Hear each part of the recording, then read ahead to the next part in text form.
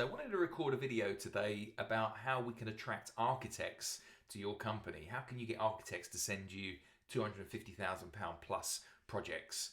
Because if that's the sort of work that you're going for, we need to be under no illusions really. It's going to be really difficult for you to go direct to clients for that value of project and above that sort of value, because clients generally, their first port of call is they'll go to the architect first, commission an architect, and then the architect will then go and put it out to tender to builders.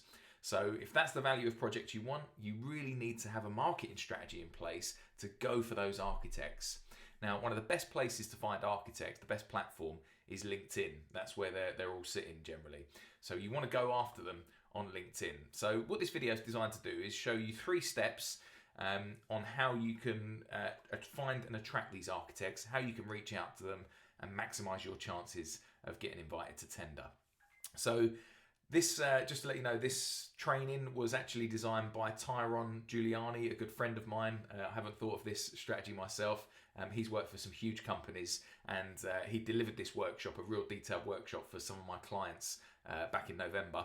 So I just want to share just some highlights of that, so it might help you a little bit as you go forward. So let me just share my screen first of all. Now, as I said, there were 3 steps. Step number 1 is you need to ensure that you maximize and leverage your profile page on LinkedIn. So this is what my profile page looks like.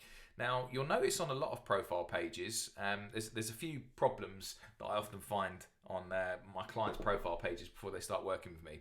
One is that they don't have a image or a banner image at the top. So you want to make sure you've got a picture of yourself, because people buy from people. That's step number 1. So make sure you've got a picture of yourself up there so people know who you are.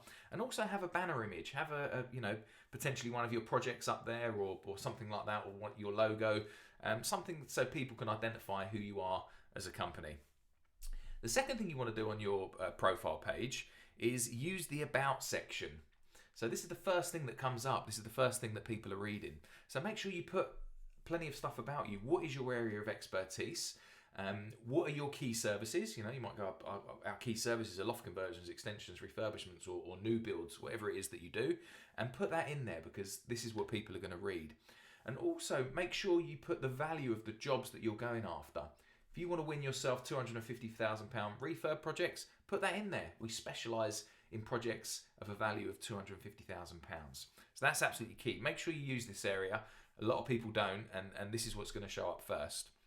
What most people do is they just have this area showing, which is their experience, and it will just be about all the previous jobs that they used to have. So yeah, it used to be a paperboy in 1996, and I worked stacking Tesco shelves in 2000s, and they'll just have their experience, all their old jobs. No one wants to see that. No one's interested what you did when you were 16 or 18 years old. So if you're going to use that page at the bottom there, just make sure you replicate potentially what's at the top. Put down what your key services are and what you do. You can use that as your experience page, because that's what people are going to want to read. So that's step number 1 for you. I hope that's nice and clear. Step number 1, leverage your profile page. Make it attractive, because people buy from people and they want to know what you're all about. So we've done that. We've leveraged our profile page. The second step is we've got to go and find suitable architects now, haven't we? So how do we do that? Let me share my screen again. So if I was going to do a search on LinkedIn at the top here, let's just do a search for architect, and we'll get a load of architects that will come up. Now what you want to do is come over to filters. And I've already done a filter on this, but what will happen at the beginning is the first filter you'll see is people. So I would be filtering people that are in my area, first of all. So London, maybe English. And we could do industry, we could do construction or architecture and planning. And we could show results for that. Now, what I also want to do is... first of all, we could just show the results for that. So we've got 17,000 results, so that's absolutely loads. So we're seeing everyone on LinkedIn here who's an architect in London, and there's too many to go for. What we really want to see is who of those are actually active on LinkedIn. What one of those architects are actually on the platform all the time, posting updates, because they're the ones we want to message and attract. So click on all filters, and you can go to posts. And what we want to do is say date posted, we want to see a post that was made in the past month. So we know that this architect has been on the platform in the past month and updated a post. So now we've got a load of posts from architects. Now what we then want to do is I would get someone in your admin team to start going through this, because there's still going to be ones on here that aren't suitable. So you can start looking through this and picking architects on here that you potentially want to be working with. So I would get a spreadsheet up and look for maybe 10 to 30 architects in a month that you think that's an architect I want to target. I've always wanted to be on their tender list. So get that written down and have your list of architects that you're going to go for. Then what I would be doing, once I've then targeted those architects, I would pick, one of those 10, say. Let's just scroll down a little bit here. So say, for example, I knew that I wanted to work with this company, Red Hat, and Yazir has just started to share that he's got a new position as a principal architect. So what I would then be doing is I would be adding a comment, and I'd say, Yazir, congratulations on your new post. Hopefully we can work with you one day, or something like that. Now we all know, don't we, that if we receive a comment or a like or anything like that on our social media, especially if it's from someone we don't know, it makes us look at that, doesn't it? We pay attention. All of a sudden that person's grabbed our attention a bit. So what I would then be doing is, with someone like Yazir, I would then be following him on LinkedIn. If he's actively posting on there, I'll be commenting on all his posts. So congratulations on winning that job. Maybe next time he does an update on a project that he's working on or something like that. So that project looks great, or whatever it is, just start commenting and posting on some of his posts. Once we've done that, we've made ourselves known to the architects, so they now know who we are. But really what we want is we want to get them to send us a tender, don't we? So let's say, for example, we've gone for Yazir and we think I've commented on maybe 3 to 5 of his posts. I would then reach out and try and do a direct connection to Yazir, try and become a first connection of his. So reach out and make that connection. Once that connection's been made, so that's step number 2. So step number 1, we've leveraged our profile page. Step number 2, we've identified architects who are active on the platform, and we've picked architects we're going to go for, and now we're commenting on their posts. The third step is we need to do what's called a pattern interrupt.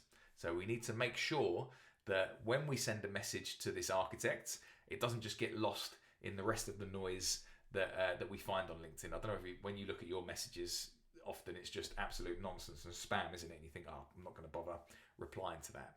But we've got a little bit of advantage because Yazir knows who we are now, and he's seen us commenting, so he's more likely to respond to us. But nevertheless, we still want to do a pattern interrupt, and this is step number 3.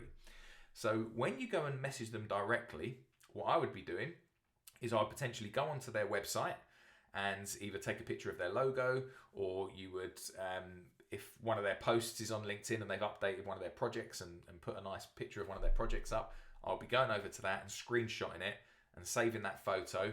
And then when you come into messaging in LinkedIn, copy and paste that photo into the LinkedIn message and then comment on it and say, just noticed this project you've done. This looks great. Is this the type of project you regularly carry out? Something like that. This is a massive pattern interrupt because, as we said, all the noise that you see through LinkedIn, it's very rare that you'll see a photo posted in the messages in LinkedIn. So it's something different and it interrupts the pattern. And when it does it gets you to then engage them in a conversation. Now, there's a lot more involved to this strategy than just that. That's just briefly, I just want to do a quick 10-minute video for you. So they're the 3 things that you're looking at. Tyron, who I said come up with this strategy, we went through a real detailed analysis of how we do this for my clients, and it's something that my mastermind clients are currently working on and having amazing results from. But I just wanted to share those 3 things with you. 1, make sure you leverage the profile. 2, find active architects and users on LinkedIn, and that's who you're going to target and start commenting and liking their posts to get them to know you. And 3, you need to reach out to them directly. Once they accept your connection request, reach out to them with a pattern interrupt, which will engage you in a conversation. So then you can be, then you can ask to go on their tender list. So I hope that helps as a short video. If you'd like to know the full strategy behind this and potentially come up with a strategy for your business on how we could implement this for you, then click on the link below and you can download a copy of the workbook and book in a call with me, and we'll talk about how we can successfully scale your construction business. Hope that helps.